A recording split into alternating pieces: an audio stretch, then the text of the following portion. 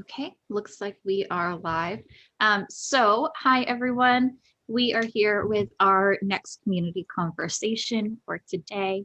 And today we have a really exciting topic. We are talking about Bridgerton, everyone's new favorite show on Netflix. And more specifically, we are talking about relationships in Bridgerton, especially related to rape and sexual assault. So definitely a little bit of a trigger warning for anyone who's watching that we will be discussing those topics. But we're really excited to be talking with you all today about Bridgerton and the things that we saw in the show. I think we're all big fans. So we'll jump into it in just a minute. But before we get started, I want to have some introductions for all of us. My name is Nicole Owens. I am a community educator at Denton County Friends of the Family, and I am joined by a couple of my coworkers, so I will let them introduce themselves. Hi, my name is Ariel. I am a residential advocate at Denton County Friends of the Family. I'm Sarah Morley. I'm the youth engagement specialist at Denton County Friends of the Family, and I work alongside Nicole in the prevention department. And my name is Leslie, and I'm an intern at Denton County Friends of the Family, just now joining for this semester. Awesome. Thank you all so much. I know we're all really, really excited to talk about Bridgerton because we all watched the show and it's just some fun stuff to discuss. But today, like I said, we are talking about what's actually related to the work that we do. So we're talking about rape and sexual assault. Now, I know for some people, when we even bring up the idea of rape and sexual assault in Bridgerton, they're a little confused about what we're talking about. They're like, what scene? What rape scene? You say there's a rape scene. I don't even know what happened. We know that many people who watched Bridgerton didn't even realize that what they were watching depicted rape. So I want to start off by talking about what our definition of rape is, so that everyone knows what we're talking about, rape and sexual assault. How do we define that, and what does that look like for us at our agency? Anyone want to jump in? Oh, yeah, absolutely. So rape and sexual assault are kind of related, but they can look a little different. Oftentimes we use the phrase sexual assault to kind of be an umbrella term. So a bunch of different behaviors can fall under the banner of sexual assault. So it could be things like unwanted touching, sending explicit text messages that someone doesn't want to receive, anything like exhibitionism, so showing body parts that somebody doesn't want to see, all the way up to and including things like rape. So rape is an example of sexual assault, but not all sexual assault is going to be specifically the act of rape. Mm-hmm. Okay, awesome. And I think one of the things when we're talking about rape is we're talking about sexual acts without consent, correct? Mm-hmm. So consent is needed for sex to occur. If we don't have consent, then it would fall into that category of rape, correct?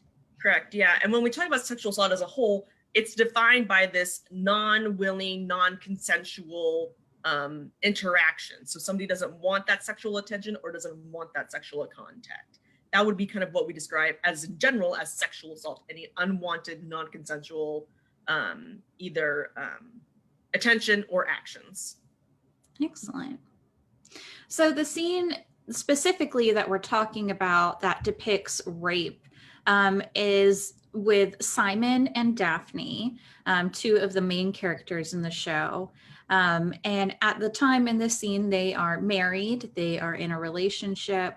And we see at the start that Simon seems excited for the sexual acts that are going to occur, which seems like consent. It's not verbally discussed consent.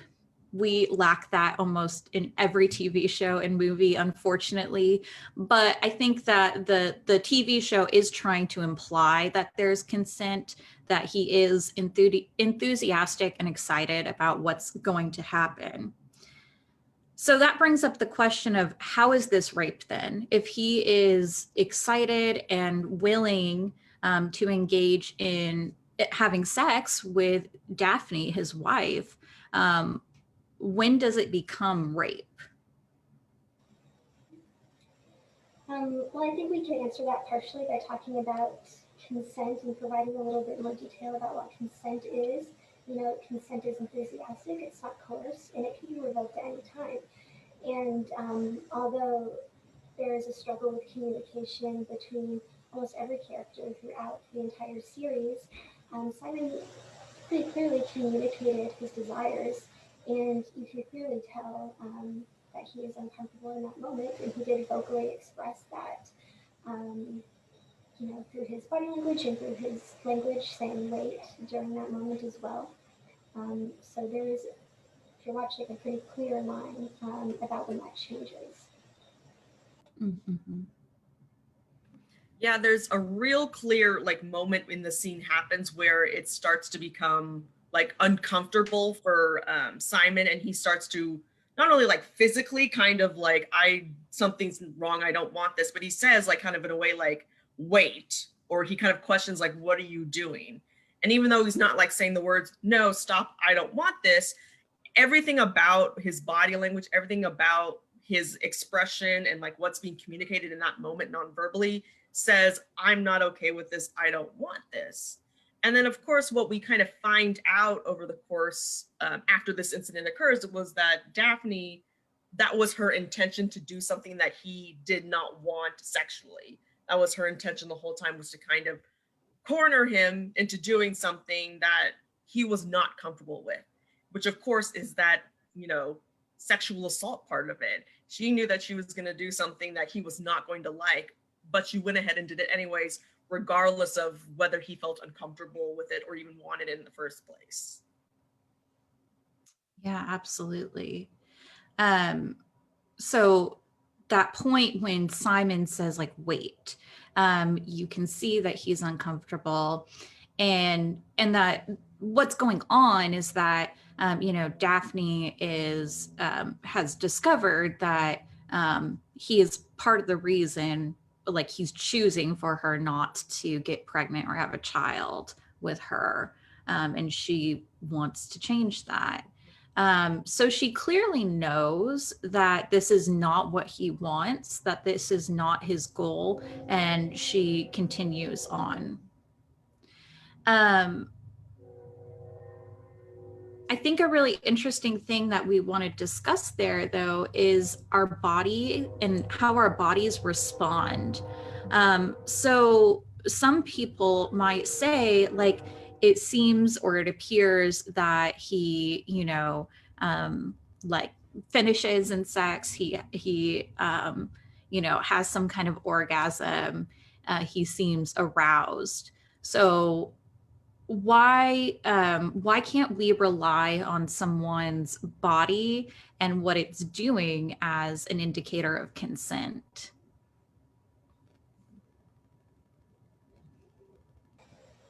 I'm glad you brought that up. I didn't read the book that this series was based off of. I understand it's based off the book The Duke and I by author Julia Quinn. It was published, I think, in the year 2000. I heard that this scene is in the book, although it involves some different details. Like Simon is very drunk, and it's a spur of the moment decision on Daphne's part, and she does it because she figures out, you know, that he could have children, and you're right, she recognizes that it's something he didn't want, but she decided that his reasons don't matter, and she's going to try to get pregnant anyway by any means necessary. Although the body did respond to sexual contact, absolutely, responses like that are not consent. Responses like that in bodies, they can just be that, a response to contact, something that's more automatic, but it certainly doesn't indicate consent or even pleasure. Yeah, absolutely. So our body showing signs of like arousal does not equal consent. It needs to be that like informed, freely given, reversible, verbal consent for it to happen. Sarah, I know you also brought up earlier that he doesn't say no. He specifically, I think, says wait. And he asked, I think, at some point, what are you doing or what have you done?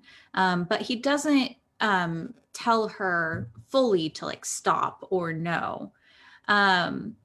And I think that comes into question with like people talk about responses. Like he didn't say no, he didn't say stop. So like, does that mean that it's okay for her to continue? What other kinds of responses might we see in people when they are experiencing or have experienced a sexual assault or rape? Yeah, so responses can kind of vary widely depending on the individual experience and who that person is.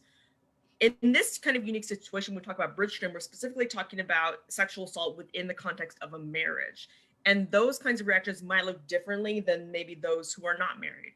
So there's a certain level of comfortability that before this incident, Daphne and Simon had kind of developed with each other. There was a level of trust, of companionship, of all those things that, we would see in quote unquote a healthy relationship.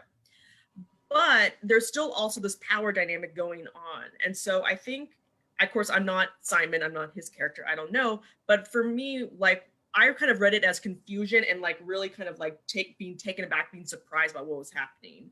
I'm not sure that he would have defined it as a sexual assault, and we could talk about that later based on societal standards and whatnot. But some people may not say like, no, stop, I do not want this. Some people might be more confused, taken aback by what their partner's doing them, especially if it's the betrayal of that trust. Some people might freeze up and like not know what to say. Like, I don't know what's going on. I'm kind of panicking in the moment. I don't know what to do. Some people might try and like physically pull themselves away. They don't want it. They're trying to recoil. Responses can vary. And sometimes just because no wasn't said doesn't mean that there wasn't communication, that this wasn't wanted. Consent is always a like clear communication, right? And if somebody goes, wait, they're telling you, wait, stop. Kind of that stop is inferred, is it implied? And so I think it's important to like acknowledge that, just because you don't say stop doesn't mean that it's full steam ahead, we're good to go, right? There always needs to be checking up with the other person, making sure that they're okay and that you're okay. Constant communication, that's a part of consent. It's not just a strict yes or a strict no, and then that's it, we're done. It's kind of this continual checking up and continual communication. And clearly when Simon said stop or said wait, he was trying to communicate his discomfort, but Daphne, very clearly chose to ignore that. She made a very clear choice that says, know what, I'm in charge here and I'm not listening to you, even though I know it's gonna hurt you and even though I know you certainly don't want this. So reactions to a sexual assault can vary. It might be a no, it might be a wait, it might be a I'm not sure about this, I'm uncomfortable, it might be a freeze moment, but still all of that is still something that has to be taken into account during. If you see your partner freeze up and lock up, time to ask a question, are you okay, right? If you see your partner kind of be, I'm not sure about this, check in with your partner, are you okay, do you want to stop? Like, that's when communication needs to happen in a sexual consensual relationship, which in this case it was not.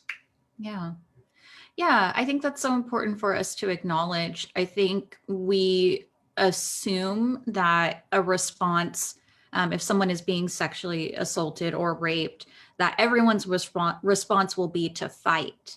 But that's just not the case. We know that people have different responses to circumstances. Some people do fight, and that's a valid response, but some people will freeze up. Some people don't know what to do. Some people will just, shut down until they can get through it. And those are valid responses as well.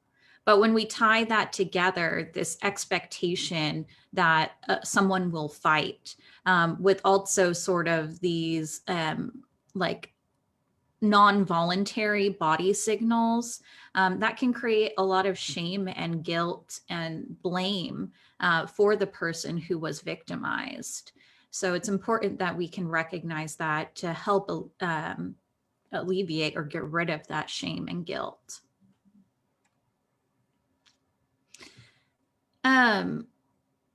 Another plot that we see in Bridgerton, not involving Daphne and Simon, we see another character, Marina, and Colin.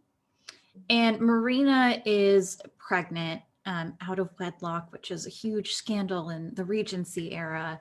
And, you know, she has to find some solution or she'll be ruined for the rest of her life. So this Colin is attracted to her, and she creates sort of a plot or a plan to try to pass the baby off as his baby. So would this be, and she's not successful in her attempt to get him to have sex with her, but what are other types of examples of like sexual assault or rape that we not just see in Bridgerton, but just in life in general? I think you mentioned a few earlier, Sarah, but what are some things that people might not consider or think about? I think guilt tripping is a huge thing that we see in this day and age. While we might not see, you know, that out of wedlock kind of conversation happening these days, we definitely see a lot of people that will use like, oh, well, if you loved me, then you would sleep with me, or even maybe more severe circumstances. You know, if I will not give you X, Y, or Z, like some abusive partners may say, I might not let you see the kids, or I might hit you, or you will receive some sort of punishment if you do not sleep with me.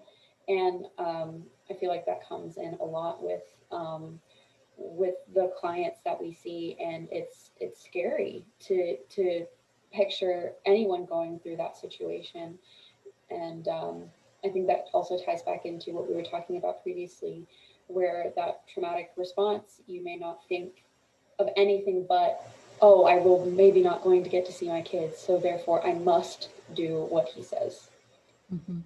Yeah, exactly. It's that coercion, even though it may not be like physically forced, like I'm physically holding you down with my body.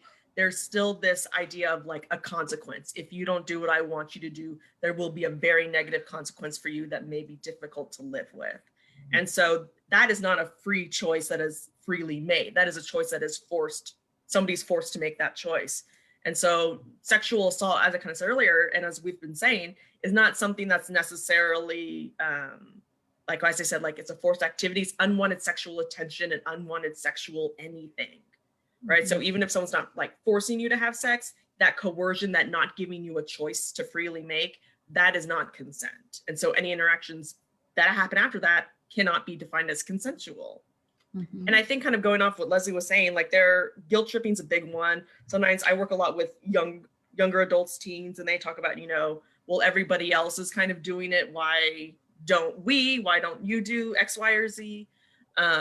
We see a lot of kind of this justification of also like sexting. So sending pictures of somebody's body parts to somebody else and that being a really big deal. Some people may not think of like sexting as a form of sexual assault, but it is if the person on the other end does not want to receive that picture. If someone just randomly sends somebody a picture of their body, the other person on the receiving end can't consent to seeing that picture because it just pops up on their phone. So that's like an example of sexual assault, but also another example of sexual assault could be like sabotaging birth control. So whether it be like puncturing condoms or like making birth control like useless or ineffective, that might be a really covert, a really sneaky way of causing a major upheaval in someone's life. And if their birth control that they think they're using is not effective, then they're not consenting to that situation because they don't have all the knowledge of what's going to happen or what the consequences might be. Yeah, I'm glad you brought that up. And that kind of sabotaging birth control, that reproductive coercion, it is really common. There's even a name for like removing a condom mid-sex stealthing. Certainly that does happen to quite a few people. The scene with Marina and the Bridgerton brother, whose name escapes me at this moment, where she kind of brings him into a room alone. I think there's also some interesting conversations that can be had around gendered expectations in that moment. She kind of expects him, you know, because he's a young man, that he's not going to say no. I think she says something in that scene like, well, you followed me in here. Why else did you follow me in here for? And he's like, well, you said you were not feeling well, so I was checking on you. There was an expectation that, of course, if she got him alone, he wouldn't say no because, young men are all like this. And she tried to kind of press on despite his discomfort, his clear physical, vocal discomfort. Because, like you mentioned, she did have her own agenda. And we can potentially talk a little bit more about the survival strategies that women have had to use throughout history in order not to become kind of despondent, in order to stay alive. But still, there's another, at the end of the scene with Daphne and Simon, the narrator's voice comes on and says something like, do these wretched means justify the ends? Of course not. Mm-hmm. Yeah. Yeah, I think that's such a good point too. I mean, we see sort of Colin is the Bridgerton brother that's targeted by Marina, and Simon obviously is Daphne's victim. And of course, a lot of people watch these scenes like we talked about without recognizing that it was sexual assault or rape. But if the roles had been reversed, would people have recognized it? And I think maybe if they didn't even recognize it as rape or sexual assault, we would certainly have a lot more conversations around like, ooh, Colin was really creepy towards Marina there, or Simon was really out of line with Daphne. But I think there's some of these myths, which is what I want to get into next, around rape and sexual assault. And when it comes to gender, there's a lot of myth that happens with rape and sexual assault. So in general, I want to talk about how rape and sexual assault differ in the show from some of our common myths and beliefs about rape and sexual assault. So I guess gender, did you all have anything to add about that, where we see these men as victims in rape and sexual assault within this show? So I really think that in this time frame that we are, there definitely needs to be continued conversation about women and rape, but even less so have we progressed from that era to now when we're talking about men and rape. Men are supposed to be manly. They have these societal expectations that wouldn't happen to them. If a woman is sexually assaulted, people might be more understanding of being like, oh, well, she couldn't fight him off. She was a woman, he was a man, she wasn't strong enough. But if a man gets raped, then that question is going to be like, oh, well, why didn't you just shove her off? Why didn't you just push her? Why didn't you just fight? Because you're a man, you're supposed to be able to do those things. And it goes back again, that trauma can really affect your responses. But there's so much stigmatizing conversations around men being raped, either by a woman or a man. Mm-hmm. There's just so much of yes, they're supposed to be manly, but also they're supposed to I lost my train of thought, but but there definitely needs to be that continued conversation, and I'm glad that we're doing something like this to be able to bring awareness to it. Yeah, I really like what you said, Leslie. Like, it's this idea that,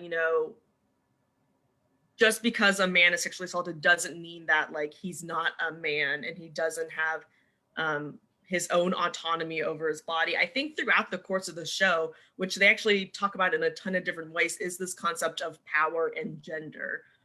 What genders have power, what genders don't have power, and then how they utilize what they do have control over to affect their lives. Obviously, they try for the better. And so I think a lot in the show, they depict the men as the men are given a lot of, I'll say, liberties. They're given a lot of liberties in the show that the women are not. Women are expected to fit into a very small box of who they're supposed to be, how they're supposed to behave, how they're supposed to talk to each other, what they're supposed to be interested. Where men in the show get a little bit more breadth to kind of be themselves in whatever ways they want to be, whether it's like, I want to get married, I don't want to get married, I want to study this, I don't want to study that, whereas women are kind of told, you are going to get married, you are going to have children, you are going to be a good wife. That is the gender script for you. And so I think in a sexual assault situation that we saw with Simon and Daphne, that kind of flips this whole idea of gender on its head, because we see a woman taking away Simon's power and control through sex, which is not something that generally women had control over. So it's this really interesting kind of dichotomy where we see these gender roles flipped. And I'm not sure what the author's response wanted what the author wanted the audience's response to be. I'm not sure I don't know if we were supposed to feel happy for Daphne in that moment or liberated. I certainly did not feel happy or liberated. I was kind of like, oh no, like we've now escalated somewhere that I did not anticipate this show going really quickly. Mm-hmm. But there is kind of that stigma when we talk about like men being men, and men not wanting to be seen as weak or fragile or any of these other synonyms we commonly assign to women. I think that would definitely like play a role in how Simon conceptualized whether he was sexually assaulted or not. And I think just kind of based on the times, he would be hesitant, if even thought about calling it sexual assault. But nowadays we would of course say, yeah, like that's not okay. Right. And Sarah, you mentioned the author's reaction when the book was published. From what I understand, that scene that was also in the book was really kind of a subject of controversy as well.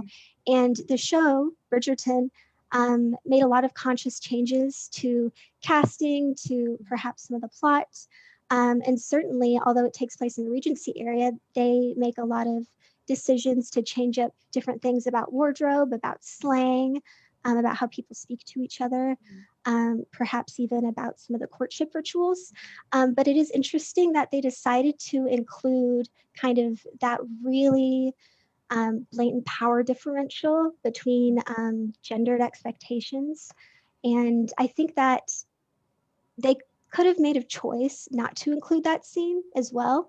And it's quite interesting that they included it and then made the decisions around it that they did. Like, although Simon was sober and awake at the time, I think that one thing they tried to change in order to shift public perception about that scene in particular, they were working toward throughout the whole series. Part of that is casting with Daphne. You know, the actress is in her mid-20s, I think, but throughout the whole show, it seems as though they try to use her costumes to kind of conceal the fact that she's even gone through puberty. They really downplay, they try to make her look as young as possible with her makeup, with her hair, with her very kind of like drop waist costumes. They make her seem very small.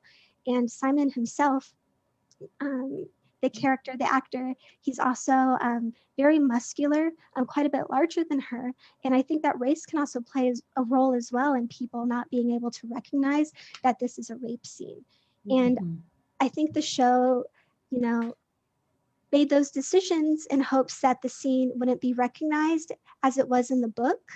But clearly people are still being able to identify problems with it. And I think that decisions around casting, around costuming, and around changing details of the scene, but not changing it completely, certainly deserve a lot more scrutiny.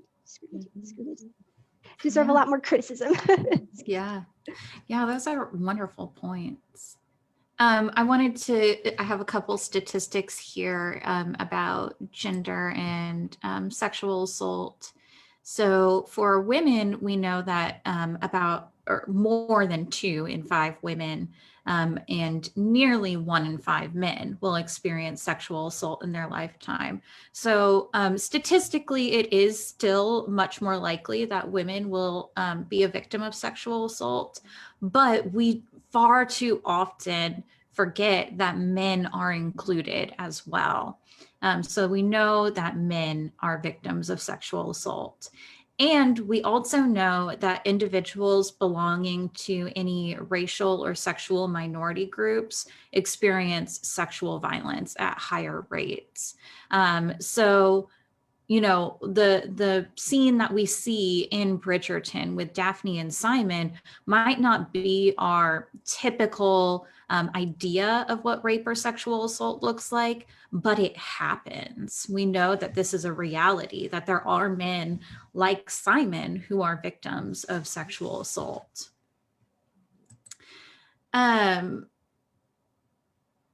What other sort of myths do we see almost debunked or kind of shown in the show Bridgerton about rape and sexual assault? I think one of, I don't know if I would call it a myth necessarily, but I think one of the beliefs that people have is that, like, if a sexual assault occurs, like, that's the end of the relationship. It's done. People break up. They're gone. They're split apart forever, never see each other again. When in reality, a lot of times when we talk about relationships where there's violence, sexual assault isn't necessarily that breaking point of I can't do this anymore. That's often a common thing that happens within an abusive relationship over the course of time.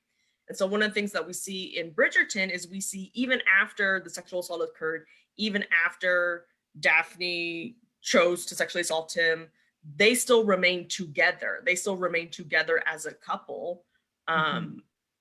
And that's not the end of their relationship. Their relationship isn't finished, because a lot of times in abusive relationships, that's not the end. That's just an event that happens again and again along other series of other things. And so I think that's kind of a myth that it kind of breaks, is that, when sexual assault happens, relationship's over. But oftentimes women and men have to endure it over the course of that abusive relationship, often for a long period of time. Yeah. Yeah, and it's interesting how you're right, the relationship didn't end and they didn't really continue to communicate about it. I think one thing that the show also didn't address very well is the fact that Simon did not want children, and it really doesn't matter why he didn't want them. And Daphne decided that his reasons weren't good enough, and so she decided that she was going to take it upon herself to change that without discussing it with him. And the show doesn't really explore that very well. They just kind of decide that, oh, Simon didn't want children, but who doesn't want children? That is a wild idea. They have a baby and everything is hunky dory from there on out. And these issues are not dealt with substantially. And you're right, the assaults in the relationship, clearly they send really bad messages, but that can also send quite a few bad messages as well, that, babies fix things, or if you don't conform to these certain societal norms about the nuclear family, then you don't deserve to have your boundaries respected, or something must be wrong with you, or your decisions aren't valid. Yeah. Yeah. And I think it's really important that we talk about, relationships and people reconciling or continuing a relationship. It's not our place to tell someone that the relationship has to end. I think we often get people who at our agency, or when they hear about our agency, are confused that, we'll work with people who are still in a relationship with the person who used violence against them. But I mean, our goal is to help keep someone safe. It's not to tell them that you have to end this relationship, or you can never speak to this person again. We just want them to have safety, and to provide any services that they need in order to help that happen. Yeah, we're not going to take away their power and their control over their own choices like somebody might have taken it from them. We're not going to repeat those cycles of we're making this choice for you whether you like it or not. So we're not going to say someone, you need to get out, this is what we're going to do. Like, we're going to help them make the choices that they want to make. And I think that's one of the good things about our agency is we're not here to judge. We're not here to say this is what you're going to do. We're here to listen and help you accomplish your goals that you want on your own free will. And one thing that I've learned throughout my time here, but also throughout just learning about this career, is that even though we may feel like, okay, well, I've studied this a really long time, or I've worked with all of these clients, or that sort of thing, really the one with the most knowledge is the client themselves. They know what's safe for them. And so they probably have a good reason for staying. They may feel like they are in danger, and they would be in more danger leaving than they would be staying. And that is their decision, and that they need to make, because we don't know what they've experienced. They can tell us, but sometimes they don't tell us everything. Or they're just leaving out how badly it affected them, either emotionally, physically, mentally. And so it's really up to them, because they know. And we may tell them to leave, and then, as some statistics show, when or most all show that when a woman leaves that abusive relationship, that's where she's at the most danger, because that man has, or that person has nothing left to lose.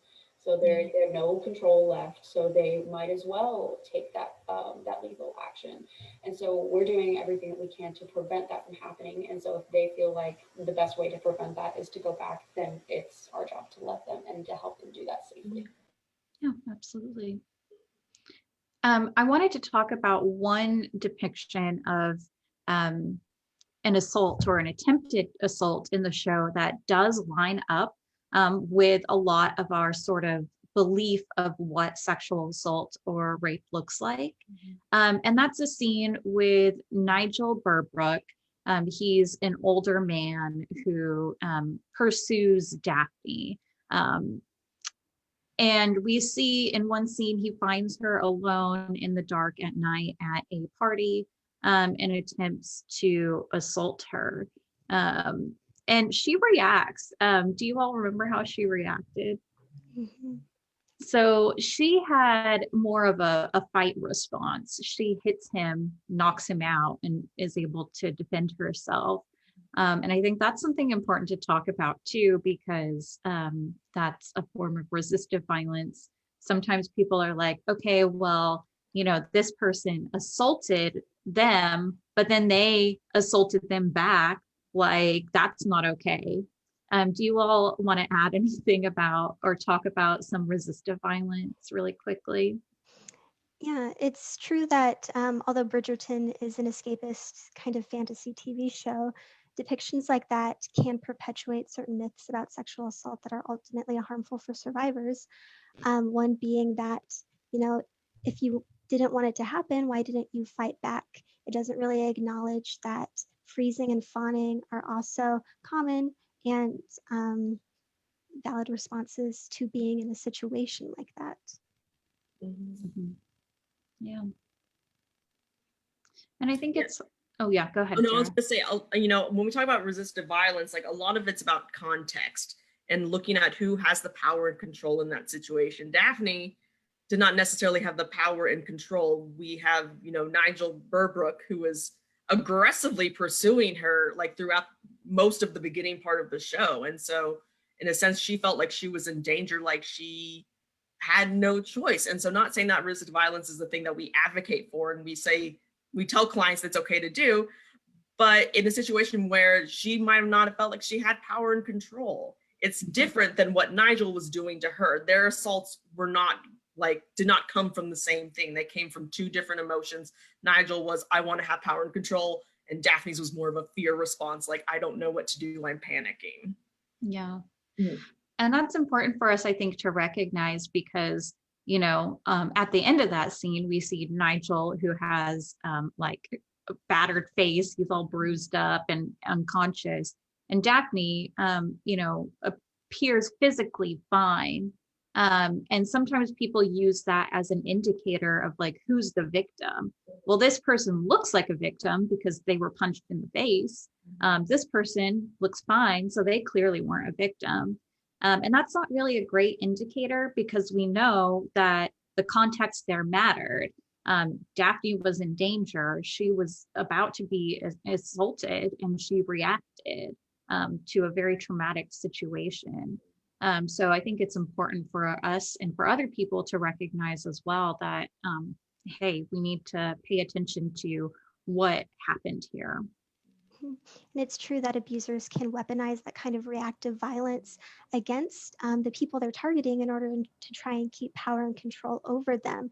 Like perhaps, getting police involved, not acknowledging that it was self-defense or reactive violence because of, like you mentioned, because of those physical injuries that they might have sustained. Certainly, you're right. She was defending herself. It doesn't come from the same place, but it can lead to misconceptions about who is attempting to get power and control over who. Yeah. Absolutely. And even in the show, Nigel Burbrook, the guy who got punched in the face, he did try and weaponize that assault. At one point, he comes up later and he goes, if you don't marry me, I'm going to say that we were alone in the garden and like you're not going to be seen as like a suitable partner for someone because you're ruined because you were alone with another man without supervision.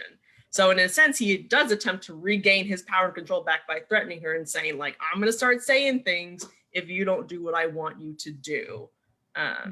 And so like we kind of see not necessarily how it would happen in necessarily today's society, but that was his attempt at weaponizing that assault and saying, I'm the victim, but you don't want me to do something that you wouldn't want, Yeah. So I think Bridgerton also brings to light this idea of rape and assault in intimate relationships. Again, we have this idea of like Nigel, sort of an acquaintance or even a stranger in a dark alley at night, finds someone alone and assaults them. But what do we know about intimate partners and sexual assault and what that looks like typically?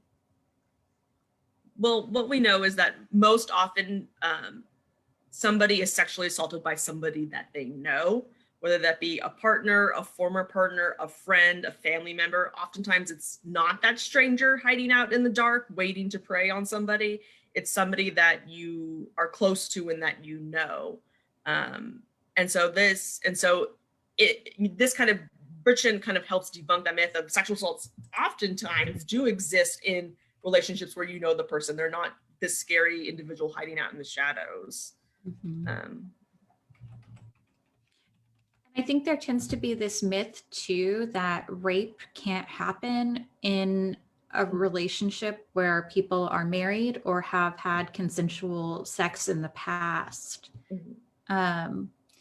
Actually, it looks like it wasn't until 1994 that we got rid of marital rape exemptions in the state of Texas. So this probably is a myth that's persisting from then. But we know that it can happen within marriages and intimate relationships where people have consented previously.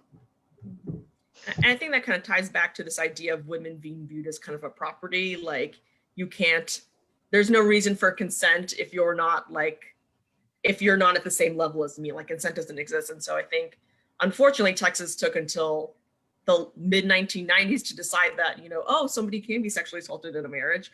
But I think that kind of ties back from a long held idea about men's power over women and men's position over women.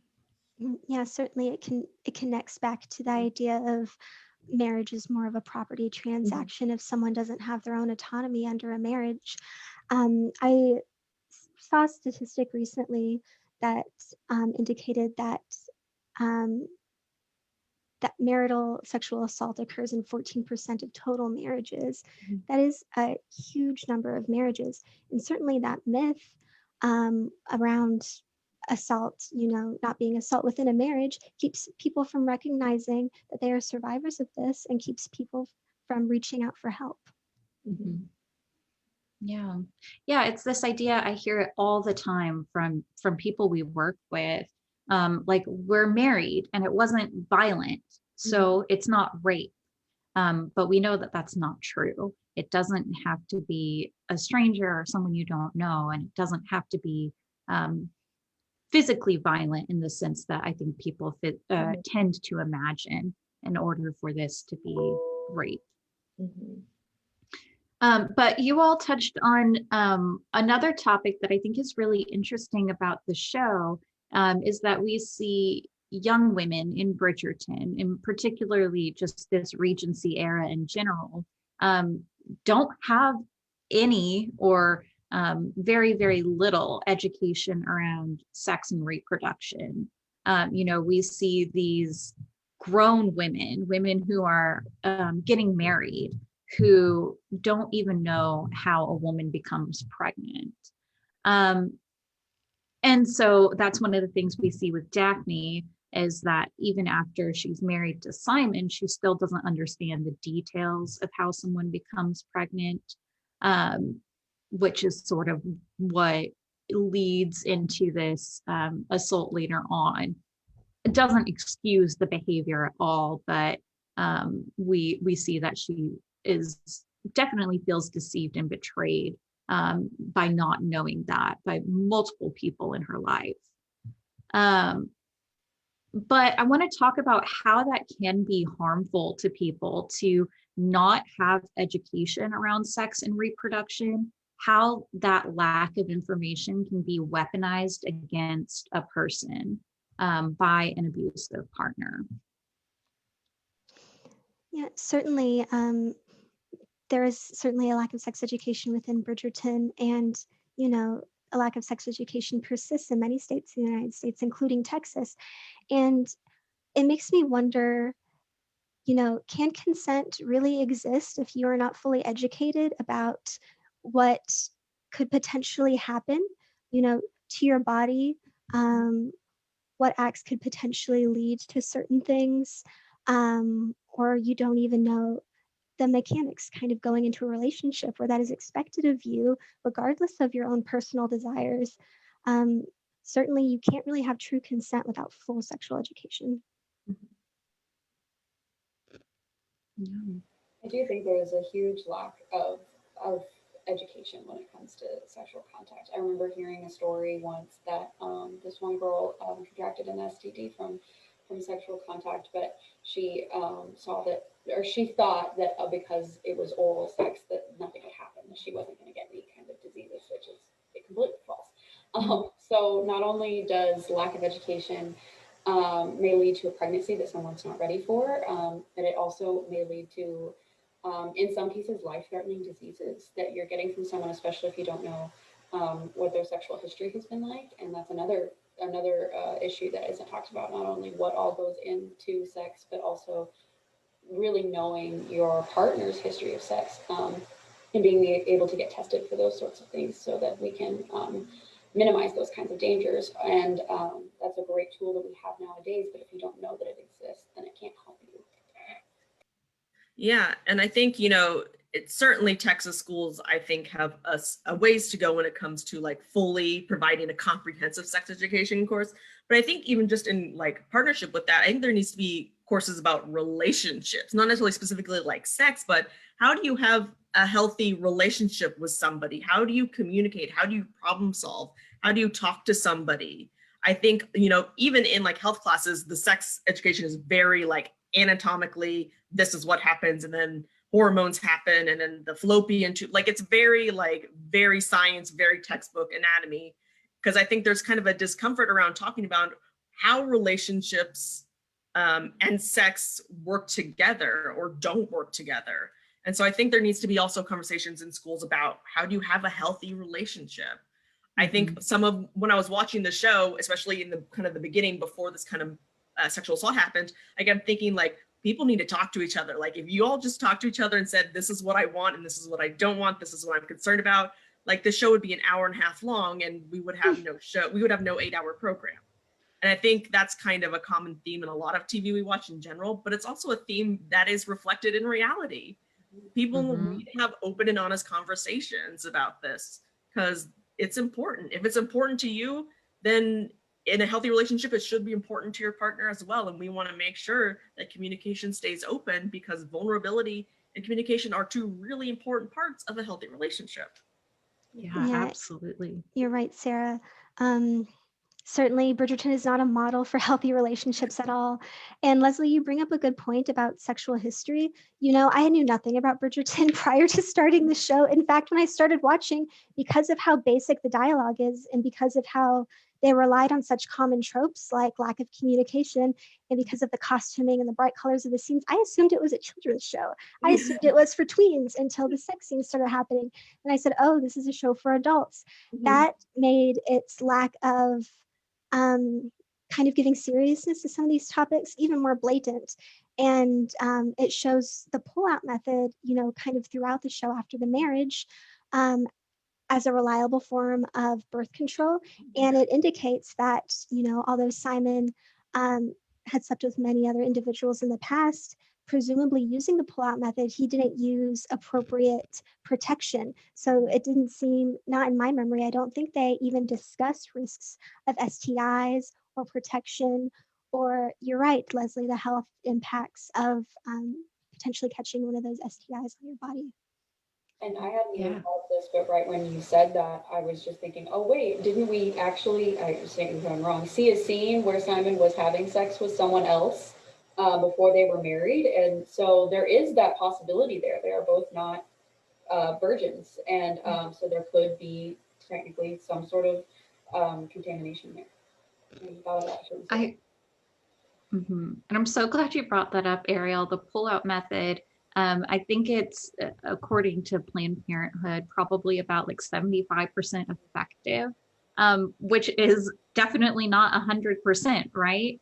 And so imagine that situation, like if Daphne had become pregnant, which is a pretty good possibility if, they're very happily married, clearly at the beginning. And so like that definitely wouldn't have been informed, would have been very surprising. But yeah, I think we see that this lack of education, this lack of talking about sex can lead to things like unwanted pregnancy, STI, and a whole load of other things as well. Sarah, I know, you and I go and talk at schools a lot. So I was wondering if you could talk a little bit about like children and young people and how this lack of talking about sex or our bodies or consent can actually be dangerous to them. Yeah, absolutely. So when generally we have these conversations like middle school, high schoolish, obviously because at elementary school, like there are other things that we need to focus on more than kind of this sexual relationship or consent in that phrasing in that way. And so when I go and talk to kids, I ask them kind of like about consent, what they think is consent. And they give me like very like basic answers that I would expect from them, like saying yes or no. And so I start actually talking to them about like, well, what about consent in relationships? So I kind of give them this hypothetical situation. I say, let's say you're dating someone for 2 days. Is it okay to kiss them, whenever you want to? And they're like, oh no, that's inappropriate, like too soon in a relationship. I'm like, okay, like, yeah. And I say, okay, well, what if you've been dating 2 weeks? And they're like, yeah, you still like shouldn't do that. You should, say something first. And I go, okay, what if you've been married for 2 years? Is it okay to kiss your partner whenever you want to? And they're like, yeah, sure. Like you're married, like that's what you do. And so I think there's this idea even among like young folks that just because you're comfortable with someone, that means that you consent with someone. That means that consent is already implied in the relationship. And that's not true. Consent is something that needs to be gotten each and every time. It's not something that just kind of you understand in a relationship. Like just because you're comfortable with someone and familiar with someone and trust someone doesn't mean that you still don't need that, like, yes, I am okay with this, or no, I don't want this. You still need to get consent from your partner, regardless of how long you've known each other or regardless of what kind of relationship you have with them.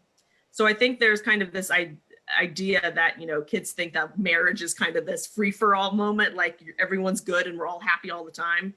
And, I think like that's an important thing to talk about them with, is in relationships, even if you've been dating someone for years and years and years, you still have to get that consent because that's a really important part of a relationship. We never want to force somebody to do something that they don't want to do, regardless of whether you're in a relationship or not.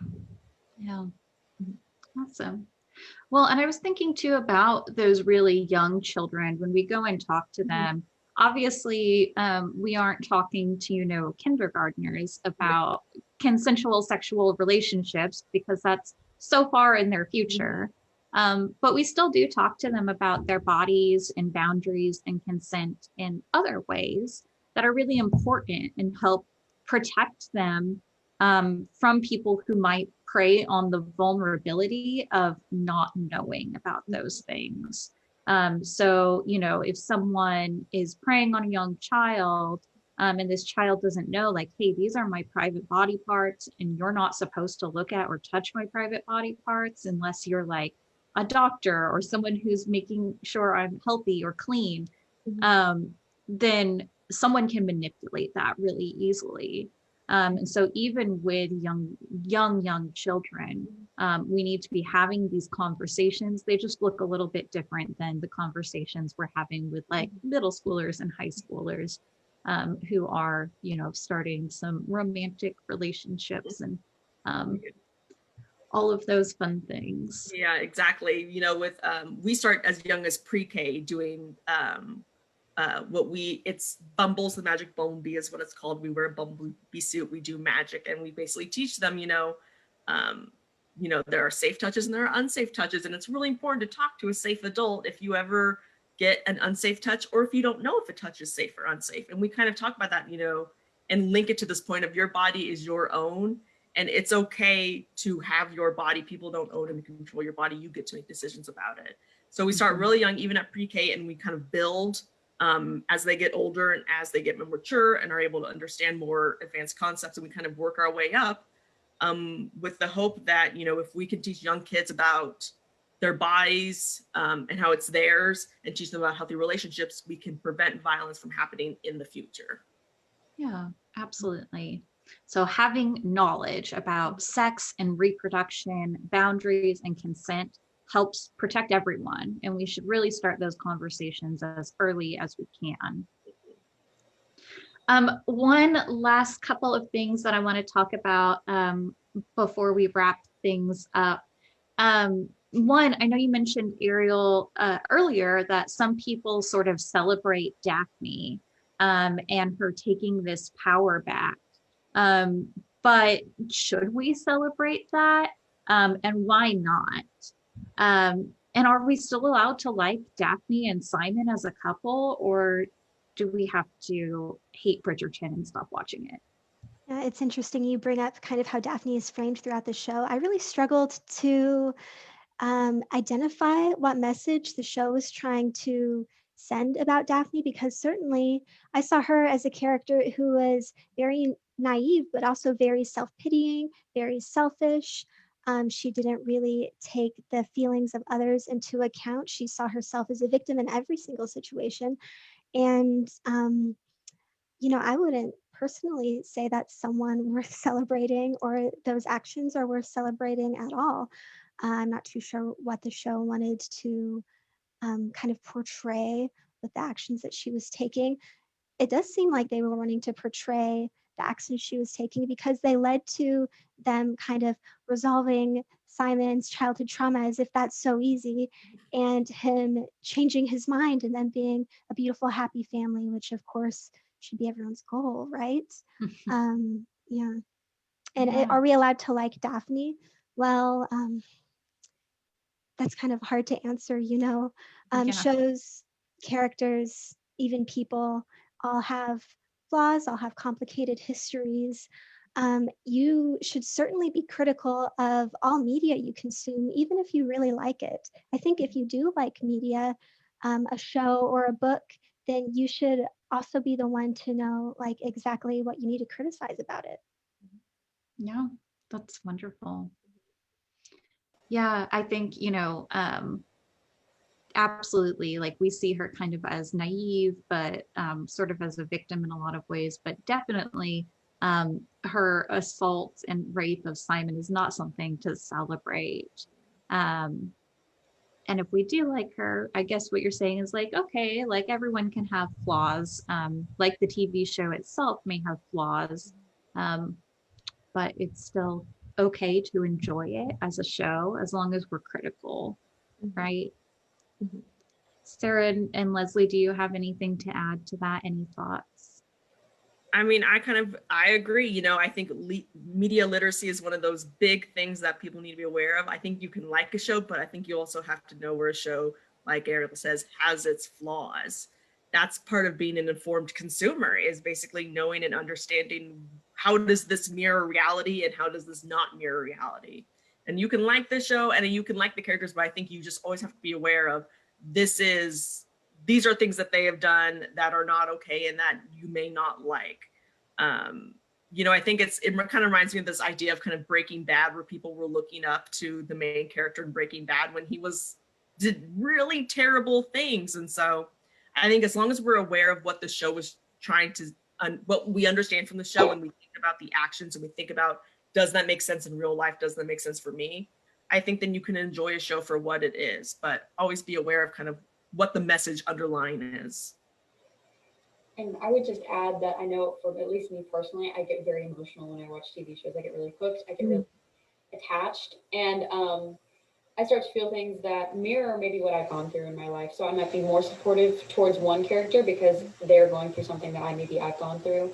And so I think it's important that, you know, these kind of things can also make us check our own biases and be like, okay, if we are seeing these things and we are kind of leaning towards, well, maybe what that happened wasn't that bad, then we could be like, okay, well, why do I think that? And I don't know, I think that kind of thing's kind of fun to just be like, well, what am I really thinking? What's really going on? And just one thing I kind of wanted to throw in there, it's like whether you decide whether you liked the show or did not like the show, I have been so enthralled with these instrumental remixes of popular pop songs they put in there. I just keep listening to them over and over again. So may not like some of the things that the characters do, but will definitely continue to listen to those songs. Yeah, absolutely.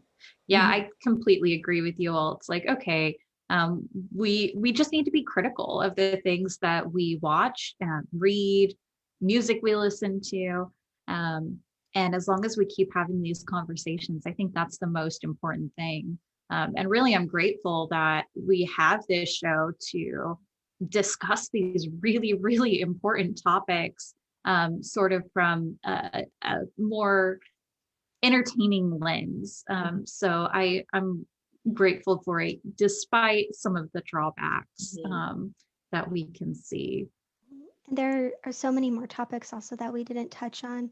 I feel like it's important to recognize kind of the racist stereotypes that the show might also be relying on in order to try to excuse Daphne's actions, which is why I brought up perhaps their casting decisions may have played a role in trying to shift perception of that scene. You know, Black men and even Black children are less likely to be seen as victims of crimes, violent crimes, or even assault. So that's certainly worth discussing as well. Yeah, absolutely. We've seen so many good conversations around Bridgerton, and, you know, the depictions of sexual assault and rape, but also their choices to cast a really diverse cast, and what that looks like, what that means. So we love to discuss it. I think we would love to stay here all day and discuss it if we could. There's a billion things to talk about. Maybe we'll have to do more follow-ups in the future. But I think we have to wrap up now. So thank you all so much for joining me. And thank you all to everyone. I had so many people reach out to help and add to the conversation for today's community conversation. So thank you, Kelly, Maya, Taylor, Rachel, Christy, all of you were so helpful. Thank you, Ariel and Leslie and Sarah, for being here today. And we hope to have more conversations like this in the future. Thank you. Thanks. Thank you. And thank you, Nicole and Sarah, for all the important work you do educating the children. That's really world-changing work. Well, thank you, Ariel and Leslie, for doing your part at Denton County Friends of the Family and making sure our clients' voices are heard. Lots of love. Yes.